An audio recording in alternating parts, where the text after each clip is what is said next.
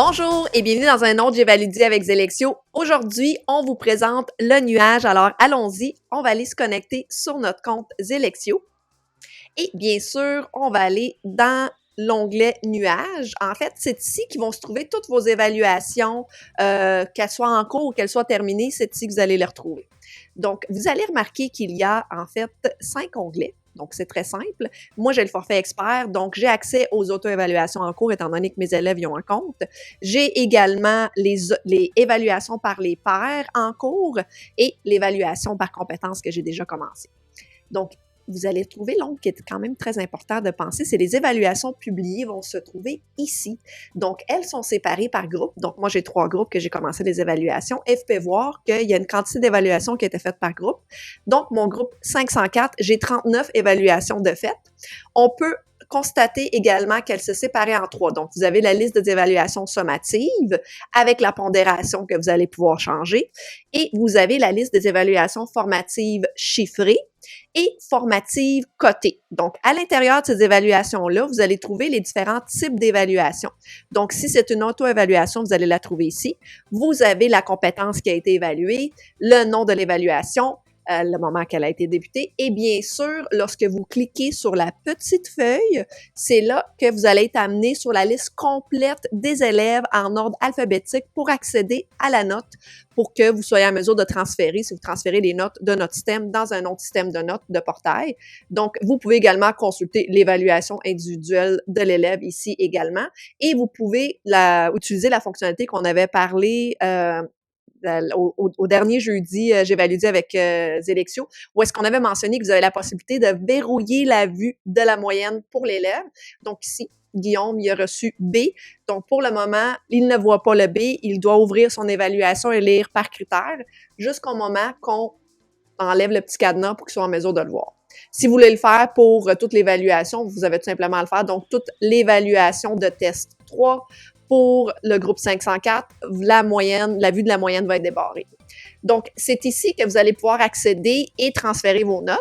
Vous avez également la possibilité de faire, en fait, télécharger un Excel des notes. Donc, ça, c'est vraiment pour toutes les évaluations. On ne peut pas le faire, malheureusement, par évaluation pour le moment. Ça serait à venir. Mais vous allez pouvoir recevoir un Excel avec des cases attitrées par évaluation et c'est tout en ordre alphabétique pour vos noms que vous allez pouvoir transférer ces notes-là dans votre système de notes que vous utilisez auprès de votre établissement. Donc, voici cette section-là. Donc, c'est ici que vous allez accéder à toutes les évaluations terminées et vous allez pouvoir entrer dans chaque évaluation pour accéder à la liste complète de vos élèves.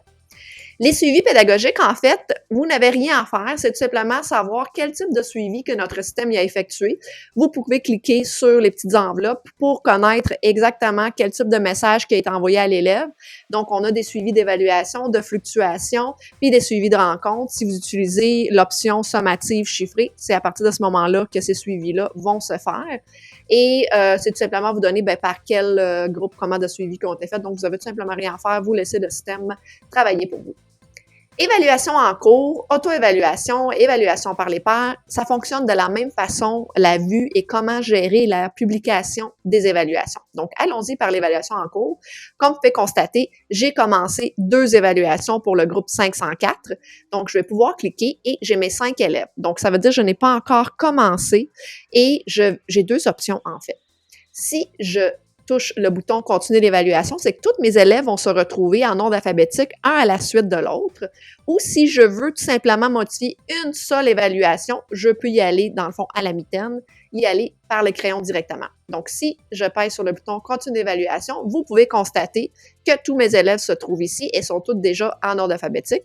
Donc, je vais pouvoir commencer ou continuer mon évaluation. Donc, du moment que vous commencez une évaluation, elles se retrouvent toutes dans le nuage. Donc, voilà. Donc là, j'ai suivant. Ça veut dire qu'automatiquement, le prochain élève de manière alphabétique qui était sur la liste va être le prochain sur ma liste également. Mais sinon, vous pouvez toujours changer l'élève qui se retrouve et vous passez au suivant. Si jamais vous arrêtez, en fait, parce que des fois, faire 35 élèves d'un coup en correction, ça peut être exhaustif, vous avez tout simplement à enregistrer et passer au nuage. Donc, vous pouvez voir que j'ai complété cette évaluation-là, celle de Kayla également, puis Guillaume, j'avais commencé. Donc, à partir de là, vous allez voir que le pourcentage ici va varier de les corrections qui me restent, mais vous allez avoir d'autres compléments ou d'autres options par rapport à vos évaluations.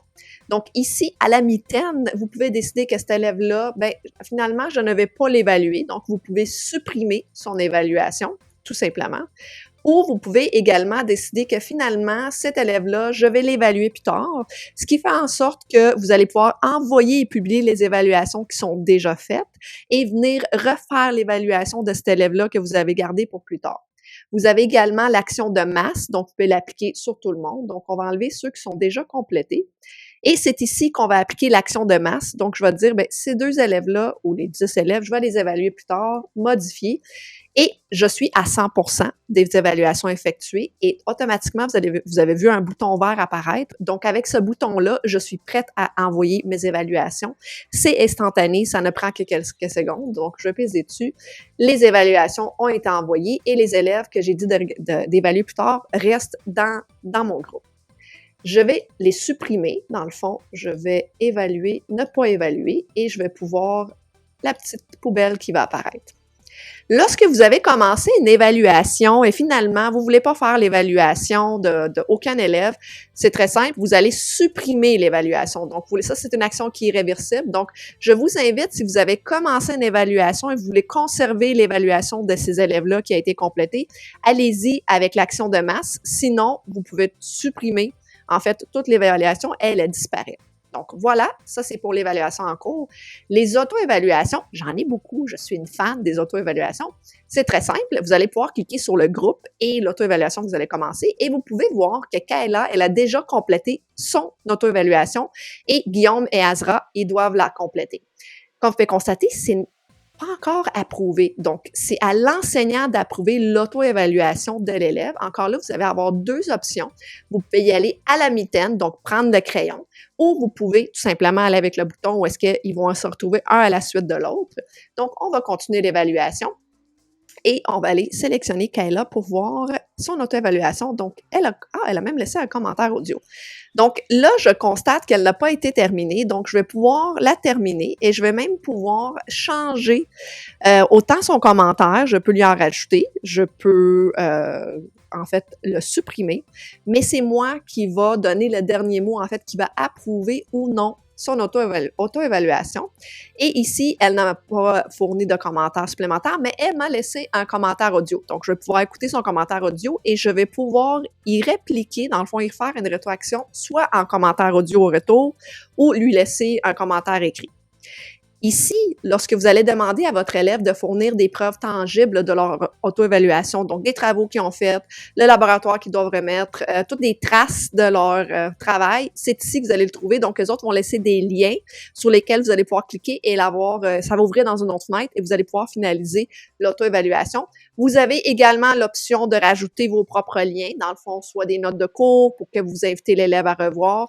Donc, ça vient vraiment créer un échange entre les deux, puis tout ça, ça se conserve autant du côté de l'élève que de votre côté dans son dossier pédagogique. Donc, je vais passer au suivant et automatiquement, les élèves qui me restent, là, c'est sûr que Guillaume, il ne l'avait pas encore fait. Donc, on va revenir dans le nuage et vous pouvez constater que j'ai approuvé ces 2-là, mais Guillaume, il faut quand même qu'il termine son auto-évaluation. Mais ce qu'on va faire pour cet exercice, c'est qu'on va dire, on ne va pas les évaluer, on va modifier, on va les supprimer et comme vous pouvez voir, mon petit bouton vert pour les envoyer a réapparu de nouveau parce que je suis rendue à 100%. On va envoyer cette auto-évaluation et elle est faite. Pour ce qui est des évaluations par les pairs, en fait, ça, c'est un petit peu plus complexe à expliquer. Fait qu'on va le faire dans un autre J'évalue avec Zelexio parce qu'il y a beaucoup de fonctionnalités qui sont extraordinaires. D'ailleurs, vous allez voir le temps que ça va vous optimiser. À un moment donné, que vous allez bien saisir les fonctionnalités de l'évaluation par les pairs, vous ne pourrez plus vous en passer, je vous le garantis, parce que l'économie de temps, l'optimisation de votre temps et l'aspect pédagogique que vous allez pouvoir mettre de l'avant avec ces évaluations par les pairs, c'est incroyable. Donc, pour ça, je réserve un autre J'évalue avec Zelexio pour être en mesure de vraiment bien expliquer les fonctionnalités parce qu'il y en a un petit peu plus que l'auto-évaluation et l'évaluation en cours. Donc, voilà, ça complète rapidement le nuage. Donc, à la semaine prochaine où est-ce qu'on vous explique l'évaluation par les pairs dans le nuage. À la prochaine! Merci!